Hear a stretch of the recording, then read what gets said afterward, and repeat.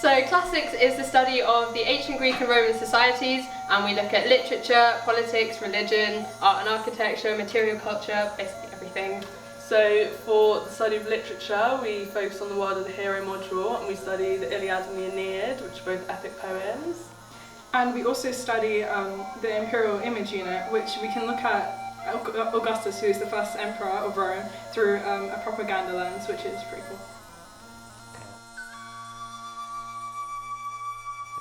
I enjoy studying classics because we've grown up around Greek and Roman myths our whole lives, but I've never really known the exact sort of stories or the cultural significance behind them. So studying a subject like this really puts all of those, what we think is as fictional stories and myths, into a much wider social context and how it, affected people in their day-to-day lives.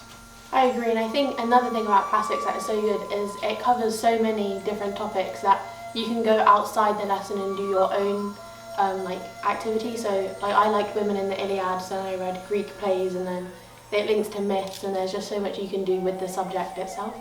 So I'm really interested in the imperial image unit, especially looking at how Augustus used propaganda to shape his reign in the way that he wanted to. So it gives you such a wide range of knowledge. You can look at coins, architecture, and how he set himself up to be linked to the gods, Julius Caesar, and also set his imperial family up as role models for the rest of Rome. Yeah, and I'm really interested in looking at the lives of women in the ancient world, especially you can do that with the imperial image module with the lives of women such as Livia and the imperial family, and you can do it in the Iliad and Aeneid modules because there are female characters that you get to analyse, and also in Greek religion where you look at the roles of women in religion and how they didn't always just play a background role, like they had some importance.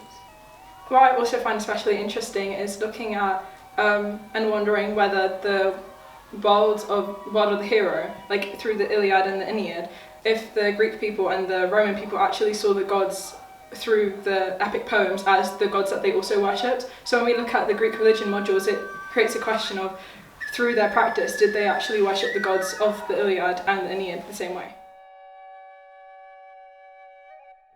So with classics, with the subject itself, I think whilst you're writing essays, something good about it that you don't get to do in any other subject is you can interact with scholars and stuff, and you can get to understand more advanced and in-depth views and then link that with your own answers. And it might seem intimidating, but it really allows you to kind of expand your own knowledge and then, react off them, I guess. And what I like about studying classics is that the essay writing is quite unique. So coming from doing, GCSEs like English, history, geography, the essays, they require you to just put everything you know about the subject into one essay under exam conditions. But with classics, you have to be sort of careful with the points that you put, and only put the relevant points. So it allows you to interact with the subject at a much greater depth, which is really good with building your overall understanding. So one important aspect to consider with subjects, obviously if you enjoy the course, but also because you're doing this for 2 years, if you enjoy the actual people and the teaching, and if the environment is nice. And I think one thing I noticed, even just from the induction day, is the sort of welcoming atmosphere that classics has, especially with the year 2s, because they were so eager to share on their passion for the subject and their knowledge about it, because you really do a lot of independent work and study, so they're really keen to help us through that. And the teaching as well, the classrooms are quite a small number, so you do get a lot of face-to-face contact, and I think it really helps you develop your own knowledge and your own interest in the subject more than just inside the classroom. I agree, and I think as well with the teaching we have workshops with our teachers and the year 2s, so we can interact with them and gain different knowledge from different perspectives. And then even in the classroom, there are books surrounding you and you can borrow them whenever you'd like, and there are different points of access like SharePoint that we can use, and we have an incentive to go to Rome as well, so we can go and explore the actual sites that we're studying. So for example, the building programme, which we're going to cover, we can see that in real life when we go to Rome if we get 10 points.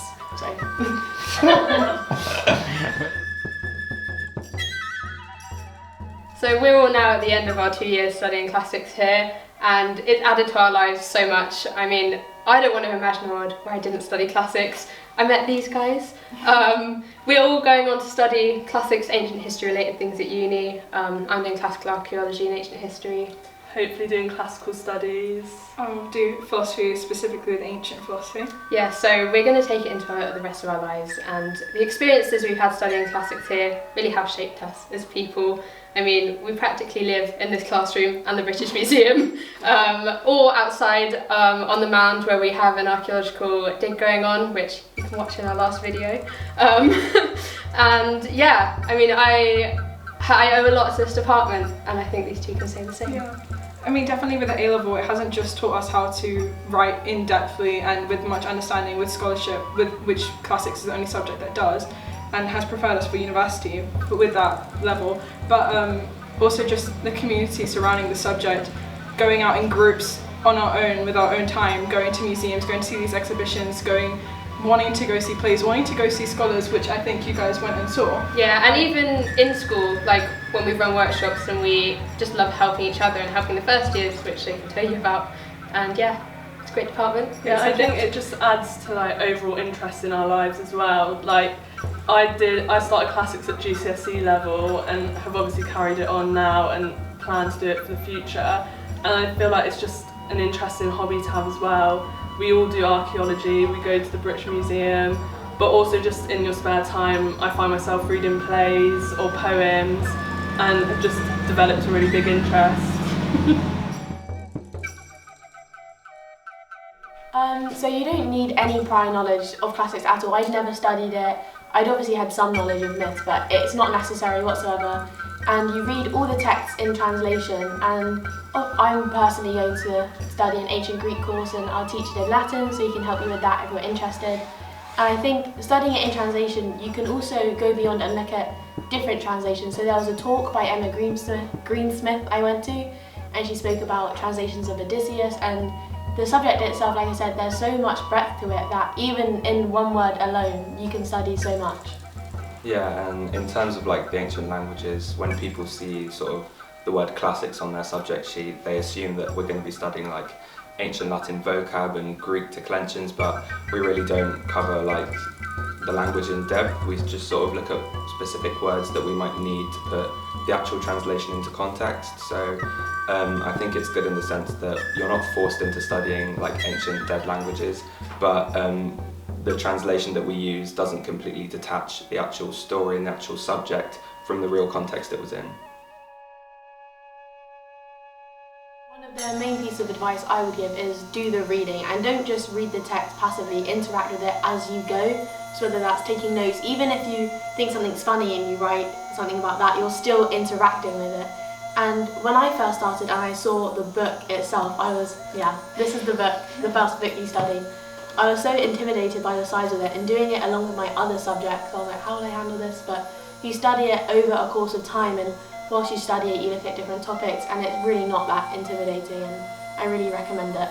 Yeah, I think Sophie's made a good point there with like trying not to be intimidated, because obviously you come in and you get a book like this, you do sort of like doubt if you're actually going to be able to stay on top of it. But again, you study it in small chapters, and even if you don't understand some of it, you can look at summaries online alongside of it to aid your actual like reading and understanding. So say you're not like that interested in literature in your spare time, it's definitely something that you'll find within this book to engage with, and you'll be taken through it in class in a much more sort of digestible manner. What were you reading